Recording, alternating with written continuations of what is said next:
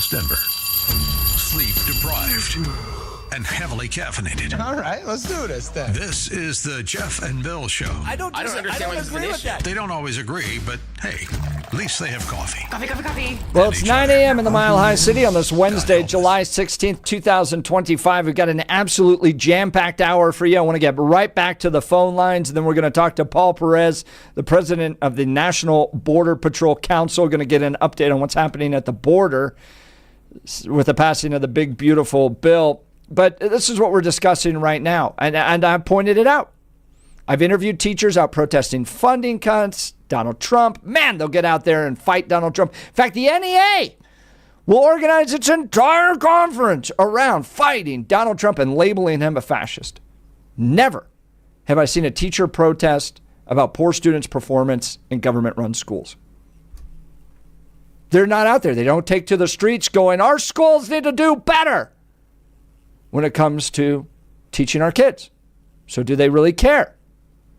My question. Let's go back to Spencer Castle Rock. Good morning, Spencer. Hey, thanks for keeping me on. Bill, my second point, you use the environment to defend the teachers. Can you not admit that they created that very environment that you're using now to defend them? Walk me through that. Explain that to me. Lack of discipline, right? In classrooms. Obviously, parents have a responsibility to raise good kids, moral kids with a purpose. Teachers have a responsibility to give them the knowledge they need to function in society. What happens if the parents don't fulfill that responsibility, Spencer? Obviously, that is a problem, and that is on us as parents. Did the teachers create it? Teachers need to be able to have some power to discipline. Did the teachers create that problem?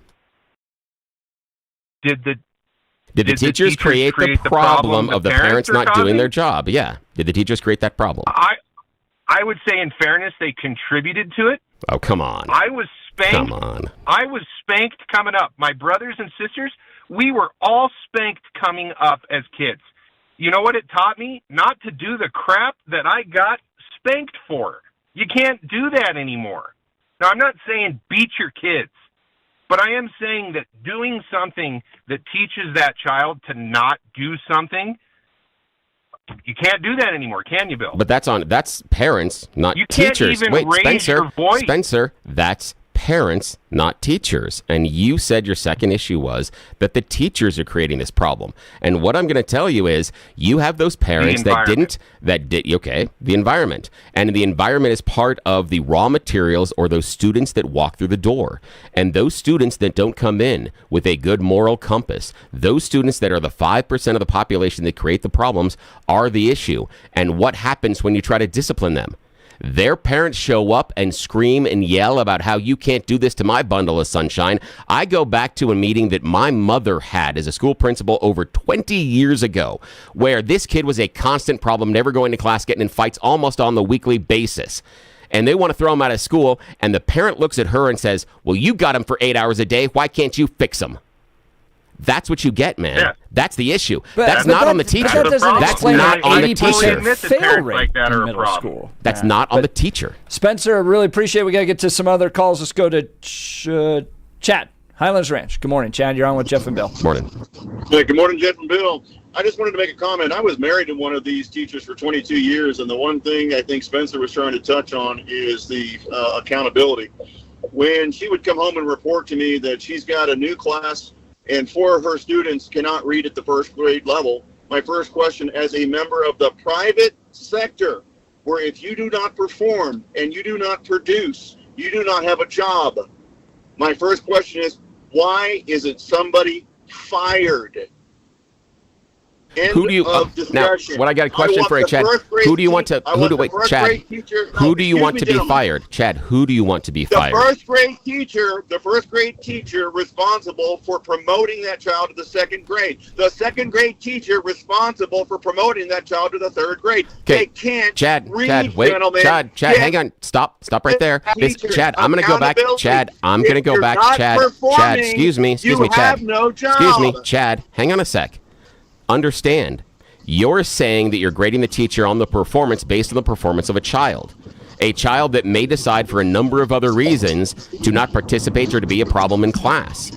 And you're Great. talking about Get the child out of the and then classroom. what? I know. Oh, and that's nearly impossible to do because again, Chad, we talk about it. Exactly. There's no accountability, gentlemen. Because the parents show up and bitch and moan. As soon as you turn to a parent, Chad. As soon as you turn to Chad, hang on a sec. Chad, hang on a sec. As soon as you turn to that parent and say, your child is underachieving and we have to hold them back, it is the teacher's fault. It is the school's fault. It's everybody else's fault other than that little bundle of sunshine that didn't do the work, or the parents that didn't do the homework, or anybody that followed up or didn't show up at the meetings. It's always the school and the teacher's fault that your child didn't achieve.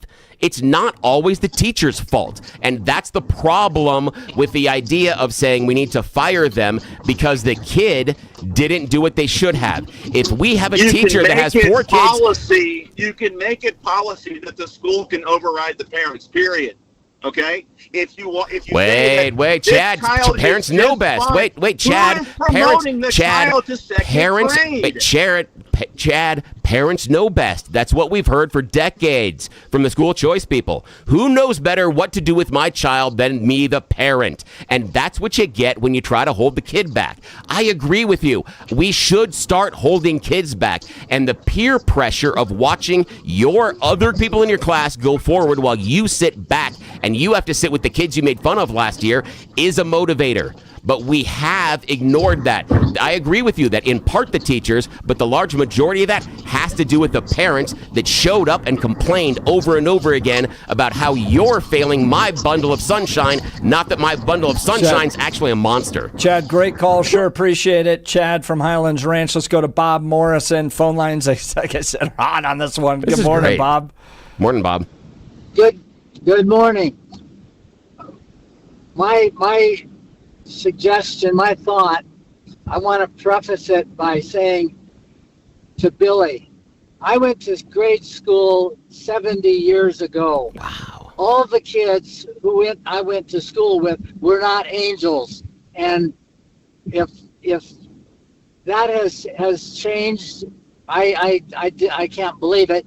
But if the administrators of schools had some backbone, they would support teachers who want to instill discipline in the classroom, and they don't.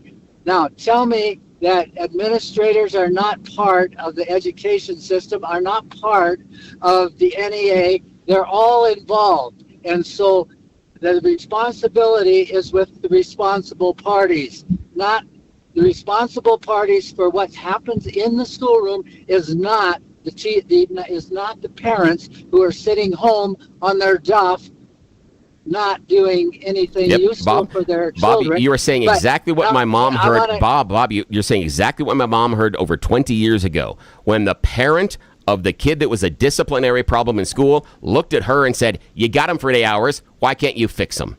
That's your bromide. Why can't you fix him? Guys, look, I don't think people disagree with you. The parents in some of these cases are the problem. What it doesn't explain is an 80% fail rate of middle school students in Denver public schools to be able to achieve mathematics scores. That's 80%. Okay, so then you're saying 80% of the kids in Denver public school, middle schools, it's their parents are the problem. Nope, that's not what I'm saying at all. But that's a mischaracterization. To be fair, it's a mischaracterization. Not what I'm saying at all. But I'm talking about the fact that your explanations doesn't explain these massive problems we have in the schools. Yes, it does. It explains some of it. Nope, it does. But then bad parents are Let me the walk you through 80%. this. Here, and Bob, we'll go through it. No. I didn't say bad parents as far as 80%. And Bob, we'll walk through this together with Jeff. Is the idea that inside of that classroom of 35 kids, if you have 2 or 3 of them that are disciplinary problems that are slowing down the achievement of the rest of the class, every other one of those kids is behind. The disciplinary problem created by the 5% slows down everybody else. This is the idea. Inside of the classroom, you're tethered, like you're walking together and you're hiking a mountain and you're all tied together. If you've got 2 people in the back that are sitting there slowing it down and always stopping and saying, "I can't go anymore," the entire group doesn't get to the top of the mountain. That's how it happens. It's not that 80% of the kids explain to me are a problem. It's that this is the fallout of that disciplinary problem. Explain to me why the NEA is not addressing that.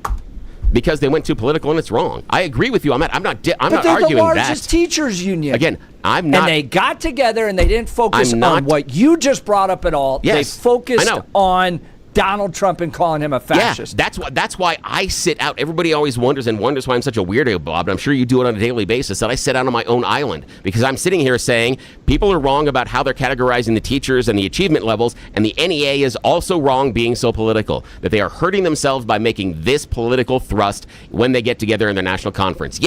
Yes, both of those things and are to true. be fair, you brought that up when we interviewed Maya. If Yeah. you want to read the article, by the way, go to x.com/Jeff. I'll have it there. Thanks, We've Bob. got I to appreciate get it. to news and comment with Blake Olson. Then we have the head of the Border Patrol Union joining us. Welcome to the Jeff and Bill Show. Here's Blake Olson. Blake Olson. Blake Olson, news and comment. Good morning, Wednesday, 68, mostly cloudy in Denver. Nice morning, expecting a high of 84 today. This portion of the news sponsored by Pastor Camp Heating and Air Conditioning at 303-777-1234 to learn more about special savings opportunities on Lennox equipment.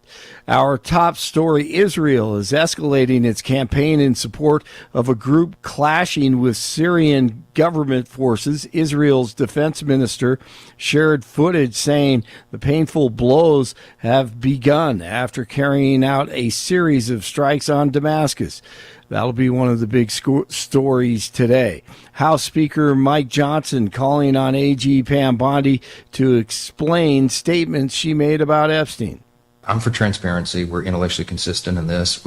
Look, Reagan used to tell us we should trust the American people. I believe in that principle. I know President Trump does as well, and I trust him. I mean, he put together a team of his choosing, and they're doing a great job. It's a very delicate subject, but we should put everything out there and let the people decide it. I mean, the White House and the White House team are privy to facts that I don't know. I mean, this isn't my lane. I haven't been involved in that. But I agree with the sentiment that we need to put it out there. And you know, Pam Bondi, I don't know, when she originally made the statement, I think she was talking about documents, as I understood it, they were on her desk. I don't know that she was specific about a list or whatever, but she needs to come forward and explain that to everybody. And he likes Pam Bondi. Everybody likes Pam Bondi on the right. And then they say, but she needs to take care of business. On with Benny Johnson on X. And DJT says he backs her, but we need to release credible information. But credible information, let them give it. Anything that's credible, I would say let them have it. Now, over the weekend, I kept on hearing things that stuff about Bondi, and they've cooled off a bit, but I'm guessing we may see movement with Bondi in August. I don't know. It's just a guess. Who knows? We'll see what happens. 47 greeting the Emir of Qatar in D.C. The White House says DJT will be having dinner with Prime Minister Mohammed bin Abdulrahman Al Thani. The U.S. and Qatar have been trying to negotiate a ceasefire between Israel and Hamas. A key inflation indicator shows wholesale prices have held steady last month, and they did hold steady last month. The producer price index, which measures how much it would cost to make certain goods, was unchanged according to numbers out today from the Bureau of Labor Statistics. Russia has launched yet another assault on Ukraine with drones and missiles. One northeastern city saw at least 17 strikes in 20 minutes just after midnight, according to local media. The murder trial for Colorado dentist James Craig, accused of poisoning his wife, is underway. On Tuesday, prosecutors told the jury Craig poisoned his wife, Angela, numerous times, including a final dose when she was in the hospital with doctors trying to figure out her mysterious illness.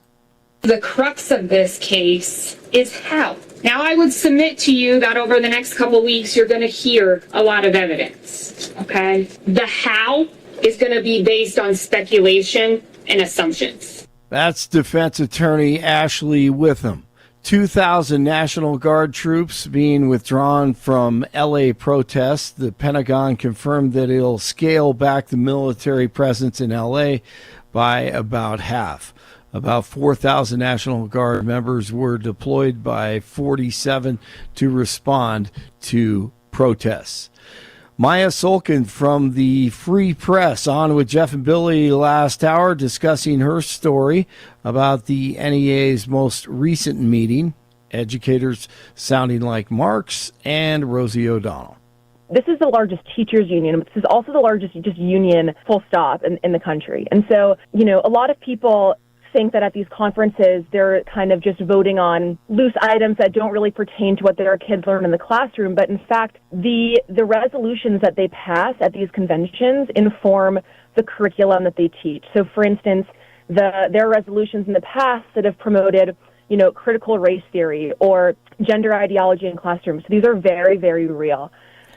It's 66 in Parker, 65 in Lafayette, 68 in Denver. Jeff and Billy continue. Blake Olson, News Talk 710 KNUS. A cold front moving south along the Front Range will trigger an excellent chance of showers and thunderstorms today through tonight into tomorrow. Be advised, especially today, of the risk of severe weather with heavy rain, large hail, strong winds. High 70s and low 80s falling into the 70s, upper 50s tonight, 80s tomorrow. Weather is a service of L&L Heating and Air Conditioning. For quick, trustworthy, and dependable service, call L&L Heating and Air Conditioning at 720-851-1691. Visit them online at bestdenverhvac.com. You'll be comfortable with L&L. Meteorologist Don Day in the 710 KNUS Weather Center. Well, it's the most secure border in American history, with the CBP reporting major enforcement wins in June of 2025. And to join us to give us an update on how things are doing at the border, and as well as how the big, beautiful bill is going to affect future Border Patrol operations, Paul Perez, the president of the National Border Patrol Council. Good morning, Paul. Thanks for joining the Jeff and Bill Show. Good morning. Great to be with you guys, sir. Well, let's get, first of all, an update. How are things going at the border? Things are going great. We're actually out there able to do the job we signed up to do. So, under this administration, our guys are out on the line patrolling, detecting, interdicting, and making sure we hold the line so that interior enforcement can happen, which is going on throughout the country.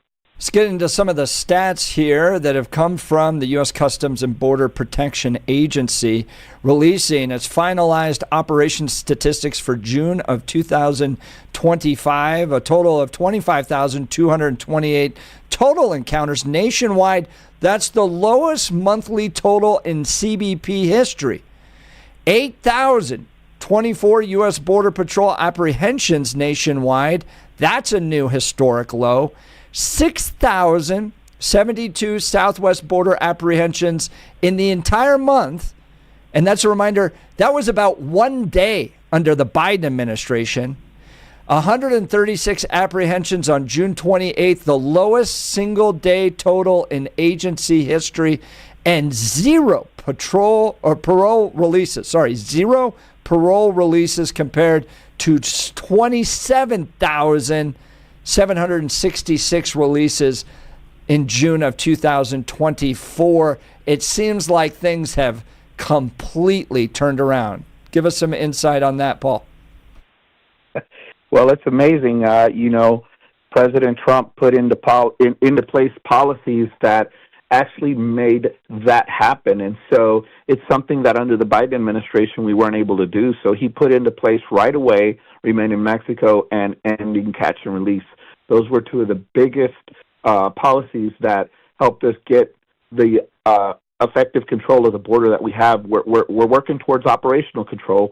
We want to make sure nobody comes in at all. We want to make sure we have the entire border sealed, and that's where the big, beautiful bill comes in. We're going to get 3,000 more agents. We're going to get more technology, more vehicles. Our fleet was in disarray under the Biden administration. They didn't pay any attention to it. So this bill is going to do a lot for us. So right now, it's really, really good time to be a Border Patrol agent. I love to hear that. That's Paul Perez, the president of the National Border Patrol Council. Now, Paul, I want to ask you about the messaging that's getting to other nations in light of a stricter border.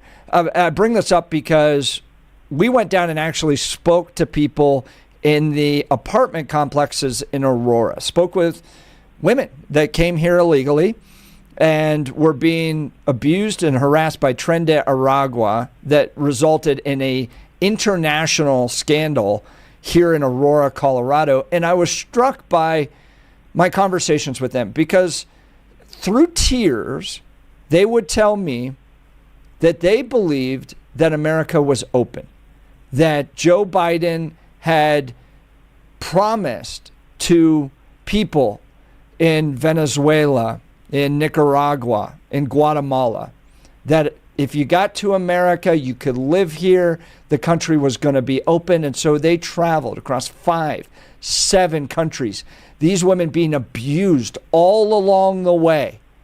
And they got here and they found that Joe Biden's promises were empty, that they couldn't just live open and free. And we don't really talk about that as a nation as to what's being communicated to these people in other countries.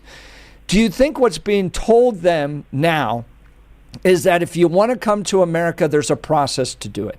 That if you come to the border, it's going to be closed, that there's an orderly process. And as a result, this reduces human suffering because when you're clear about your laws, you're actually compassionate to people. Talk about what people in other countries are hearing about the current state of the border here in America. Well, I believe that 100%. I believe not only are they hearing it, they're seeing it. So under the Biden administration, there were videos. These videos went viral, and we brought members of Congress, we brought the media down to the border to see it for themselves because it was something that you actually had to see to believe. There was thousands and thousands of people openly crossing the border in certain areas of the country, specifically here in the Eagle Pass area of Texas. They were crossing by the thousands, so much so that the smugglers that were bringing them across were backed up by the thousands. And again, something that they had to see. Now what they're seeing, not only are they seeing videos of no one crossing the border, they're seeing the statistics, and they see what's going on with the Interior Enforcement, with ICE, with all of our government agencies going and doing these targeted interdictions, targeted enforcement, and anybody that's illegal is being swept up as well because we're not going to turn a blind eye. So not only are they hearing about it, but they're seeing it as well.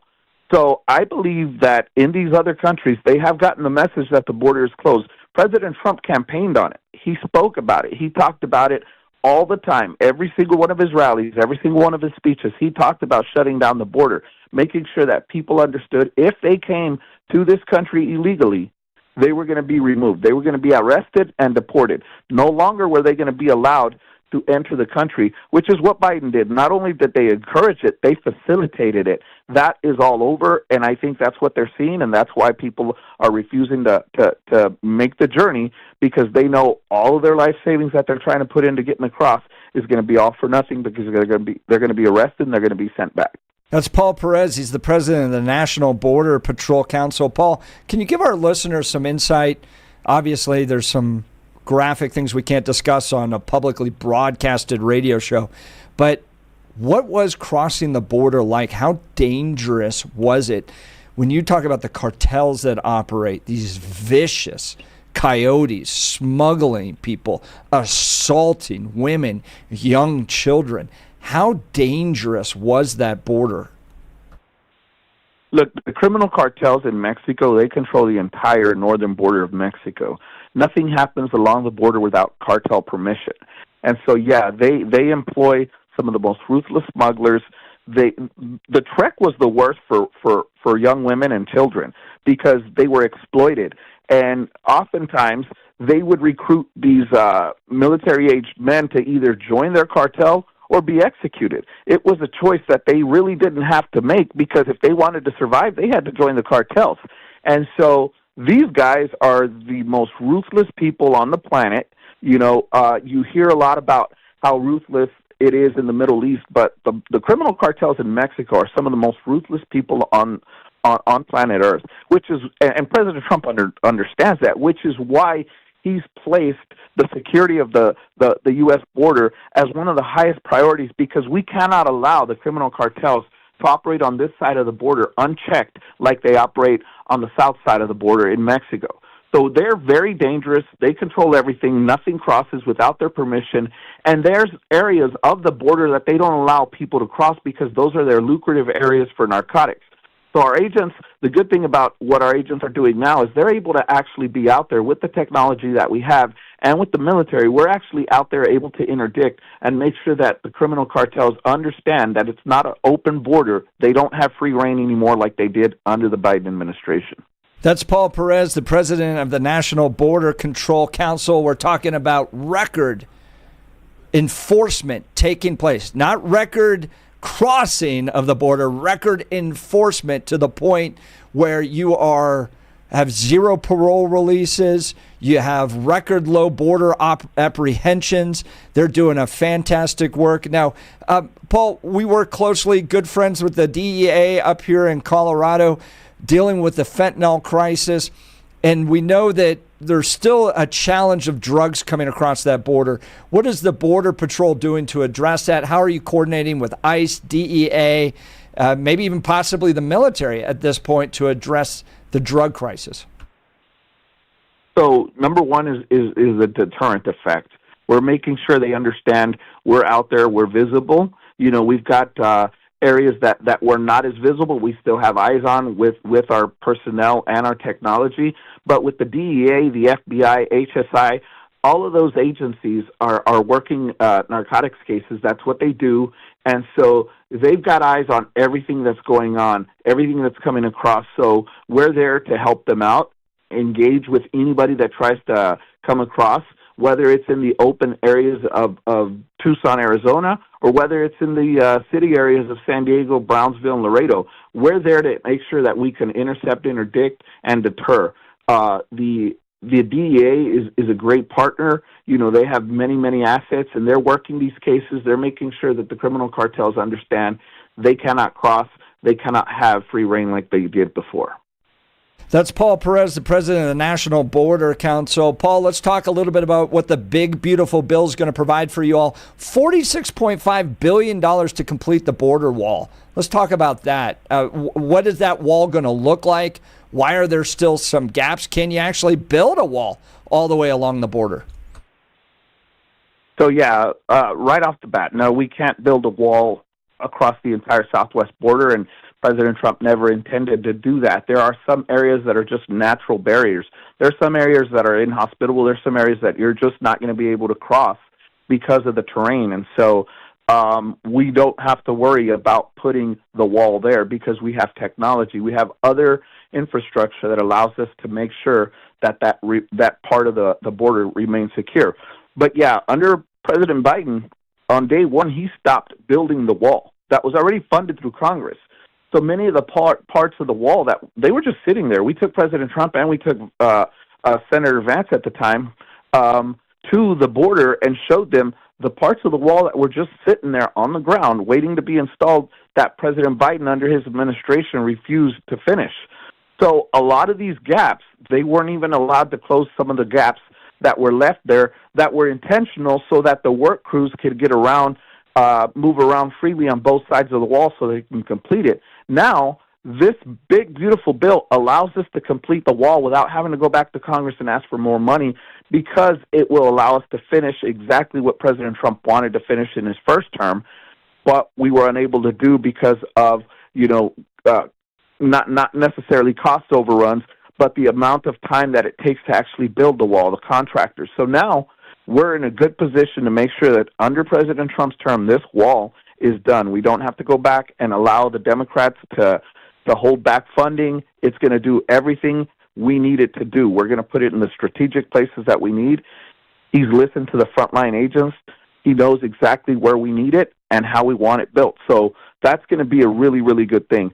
It also provides us billions of dollars for technology, things such as cameras, things such as drones, counter drones, everything that we need to make sure we can gain operational control of the border. It's going to bring us 3,000 more Border Patrol agents so that we can alleviate the amount of military that we have on the border. Again, everything's going to be determined by how the cartels, how Mexico responds to everything that we're doing. You know, they need to be a partner in this, and under President Trump, his strength has made sure, the strength he brings makes sure that these countries actually participate and cooperate. So the big, beautiful bill does a lot for us.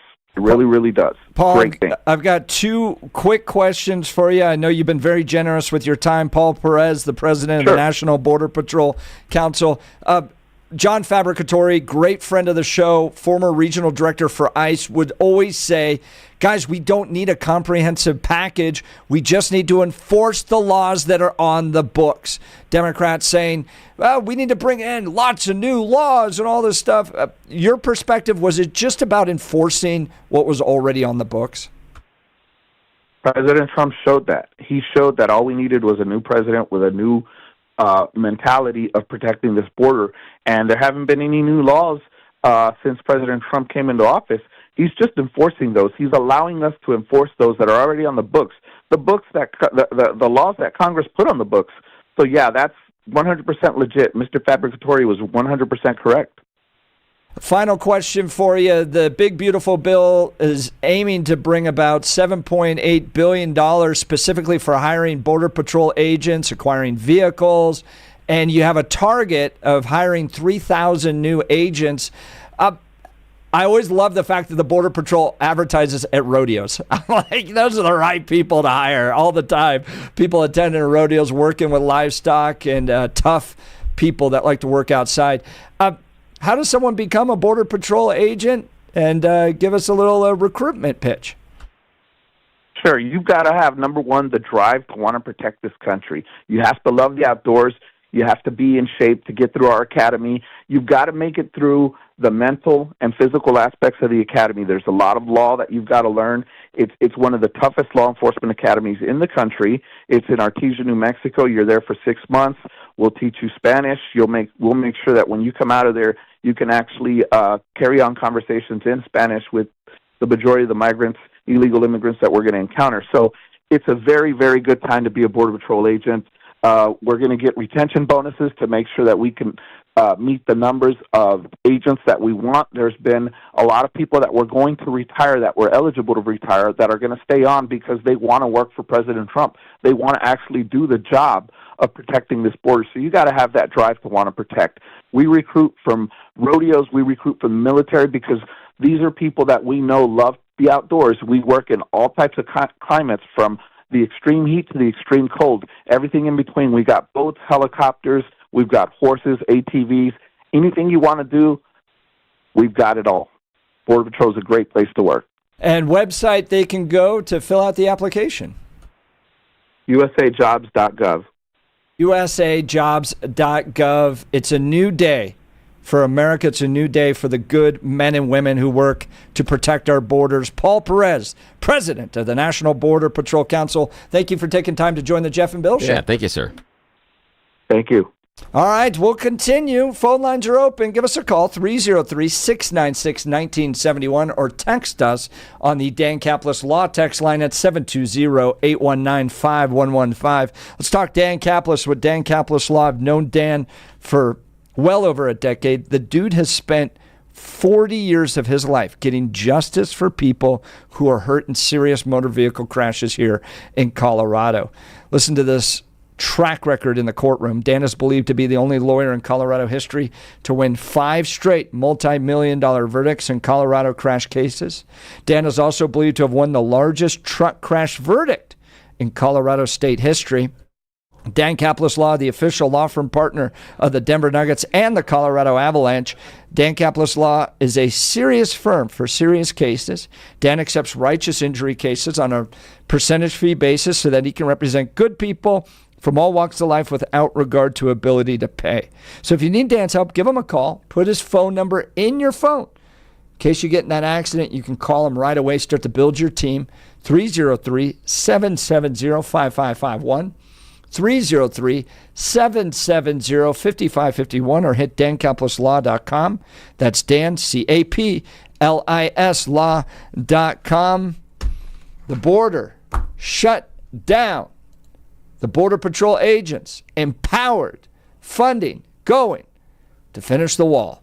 Are you thrilled? Are you happy? I think this is going to protect human lives, both here in America as well as in other countries that are not going to make that long, terrible journey to be harmed by these cartels. Clarity in law is kindness to everybody. We'll continue. Phone lines are open. We'd love to hear from you. You're listening to The Jeff and Bill Show. This is Denver's Talk Leader, News Talk 710 KNUS.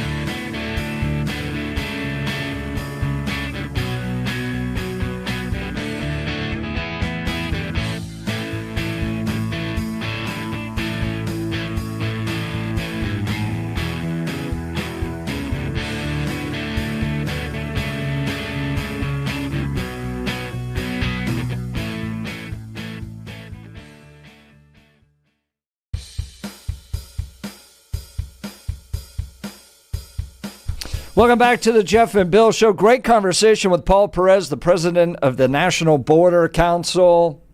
Things have really turned around. Not only do you have the actual enforcement of law down there, I mean, they had in an entire month with regards to apprehensions that took place at the border, what Joe Biden had in one day. Yeah, I get a lot and the message has gotten to people, which is what matters to me. I get a lot of rocks thrown at me, probably deserved, over the constant critiques I have of Donald Trump. This is an opportunity that I can say this is a great job. He did exactly what he said he was going to do, and he did it well. This is fantastic. The fact we can talk about, I'm not talking about the internal enforcement, but the enforcement at the border has been on point. What he's done, where he spent the money, and how they have functionally sealed it has been fantastic. And I absolutely agree when we had Paul Perez on, when he's talking about the most effective policies being remain in Mexico and the no catch and release. Yes, absolutely. Very, very, very smart. That's exactly what should be happening. And I'll go back to, I know many people, they always remember my Donald Trump critiques, but I'll go back to previous to the election and even post-election, how I do believe that one of the largest sins of the Biden administration was ignoring the problem at the southern border. They acted as if that wasn't going to be impactful for either the average person in America nor inside of an election cycle. Both of those were wrong, and you and I knew that walking into the election. They could have done more. I'm not saying they would have ever come close to what Donald Trump is doing, but they could have at least done something to make it look like they were trying to help out at closing down the border and not making sure it was such a porous way to enter our country, but they didn't. They didn't pay any attention to it and didn't want to. They could have. This is absolutely an avenue where Donald Trump is doing what he said he was going to do and is doing it in a fantastic manner. I hope that when the Trump administration leaves, these policies and procedures, for the most part, stay in place at the border. Well, I hope so. I think there's a progressive, compassionate argument to be made, and I saw it through the tears of these women. Oh, good. Walk me through it. That were raped all along the way trying to get here, believing that this country was open to illegal immigrants. Yeah. And then they can't find jobs. The social services aren't there at the level they thought they were. I still think there's social services being spent on them, but not what they were promised. And that's why I led with that question. What's being communicated to these other countries? Because that woman was broken. Not because of Donald Trump, not because of CBP enforcement, not because of ICE enforcement, because she believed that under Joe Biden's policies, she could come up and become an American if she just put up with the rape along the way. Okay, now imagine, this is an inelegant analogy, but that's kind of my thing here on the show. Imagine, for all you Lord of the Rings fans, if Frodo and Samwise show up and the volcano is just a picture. There's no volcano to throw the ring into. Yeah, you're like, point. I went through all this and I got nothing. Yeah, that's what she did. Is she traveled and she went through all this arduous torture in order to get here, in order to redeem herself and possibly her family and her future. And she had no volcano to throw the one ring into, and that feels like a betrayal. Yeah, 100%. All right, let's go to Ron Inglewood. Good morning, Ron. You're on with Jeff and Bill. Hey, morning. Good morning. Bad analogy. Oh, yeah, that's my thing, though, man. Have you listened for more than 5 minutes to this show? I'm really good at those. I know you are. What's on your mind, my friend? Well, I enjoyed listening to the border agent story, and my hats off to you, Billy, for acknowledging that Trump is doing a good job. Oh, thank you. We'll put that. We're going to put that on the calendar so we can refer to that later in the show when people get mad at me and later. Actually, making people's hearts beat, skip a beat, Bill. At 8422. Oh, that's great. I was talking to Bill about some silly stuff, but one of the things that is a big problem, and you have your 80% failure rate, is because the teachers union will pass all these students on, and their excuse is that hold them back, and there's another 30 fifth graders coming in then they don't have the room for them. So they continually pass these kids on to the next grade. And bottom line, they don't want to deal with it.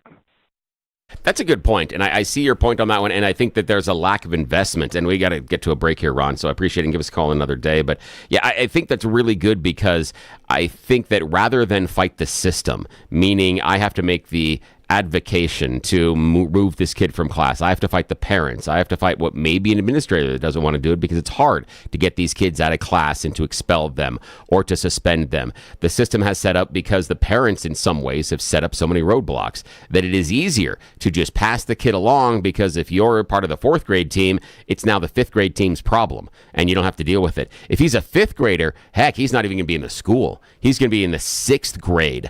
I have a member of my family that works in not administration, but attendance.